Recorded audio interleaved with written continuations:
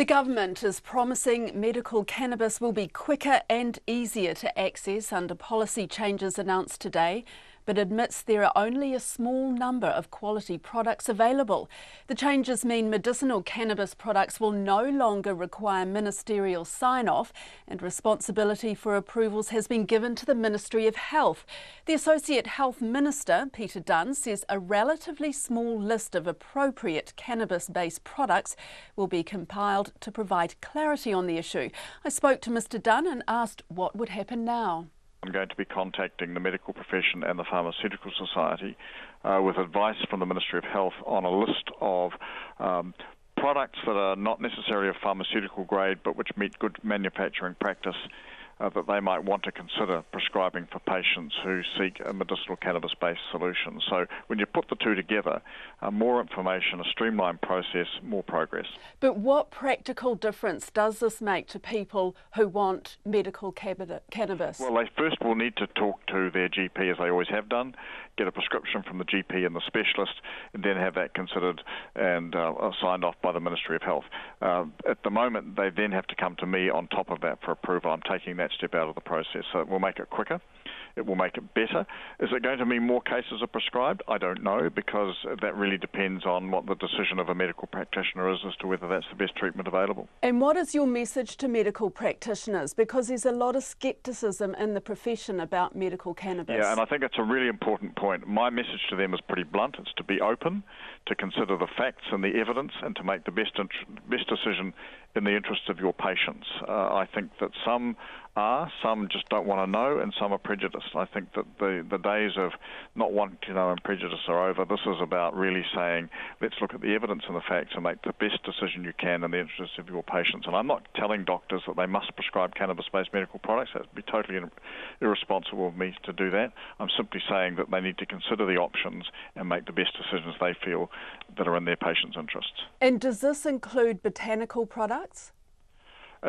Well, the list that we will provide will be of products that meet a good manufacturing standard. I can't tell you what that list is at this stage because it's still being compiled, but most of the products will be well known to us, and I suspect it will be relatively small in number. Ross Bell from the Drug Foundation says this isn't groundbreaking.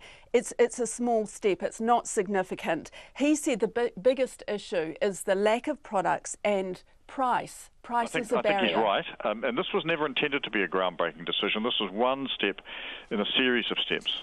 Last December, for instance, I made an equally important announcement which was overlooked, which was that patients seeking Sativex for multiple sclerosis conditions no longer need the approval of the Ministry of Health. They can get that directly on the prescription of their medical advisor. So this was one more step along the way, but Ross's point is absolutely correct.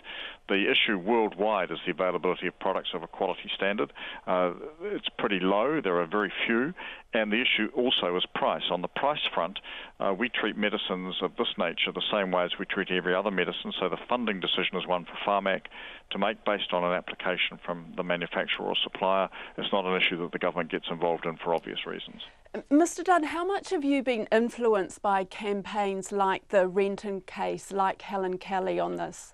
To be perfectly honest, not at all. I set out right from the beginning to have a clear process in mind that we would work through. Once we had a sufficient body of expertise and knowledge about these products and their impact on particular patients, then we could start to move in the direction that we have done.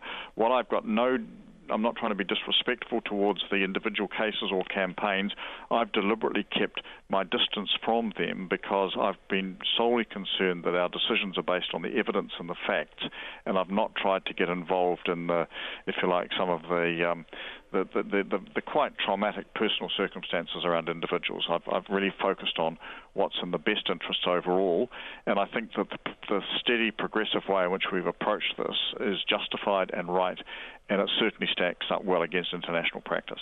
And just getting back to the issue of sourcing products, should New Zealand get into manufacturing these products? Well, the difficulty is that there are a few manufacturers who control the licensing of their products very tightly. There's nothing to stop clinical trials taking place in New Zealand for people wishing to trial new products. The reality is that provision has been available for some years. No one has shown any interest in undertaking such trials in this country, and the reason is quite simple. Their perception of the market size is that it's very small, and this is, in a way, typical of all medicines and all medical-related products. There's nothing different in that respect. So it's a factor of our size, which means we've had to look overseas. We need to keep a close eye on what's going on in other places like Australia, who are just starting the clinical trial process. They're a little bit behind us, like monitoring what's happening in jurisdictions in Europe and elsewhere. So we keep our eyes open to those possibilities, but the bottom line is, until more products become available, there's always going to be a challenge in that respect. Is this a step towards decriminalisation of recreational cannabis? No, the government's got no interest, nor has the leader of the Labour Party, in decriminalising recreational cannabis. And to try and bring the two together is wrong. This is a completely separate issue. There is some evidence available that cannabis-based medicines can be effective in particular situations. My focus is simply on progressing that. Good news for you in election year. I mean, a big step. This raises your profile. No, I don't think this is really about electoral timing. This was always a time frame I had in mind from the time that the issue first came on the public agenda about 2 years ago. I felt that by about now we would be at a stage where a sufficient body of knowledge and expertise had built up within the Ministry of Health so that it would be appropriate to make this delegation.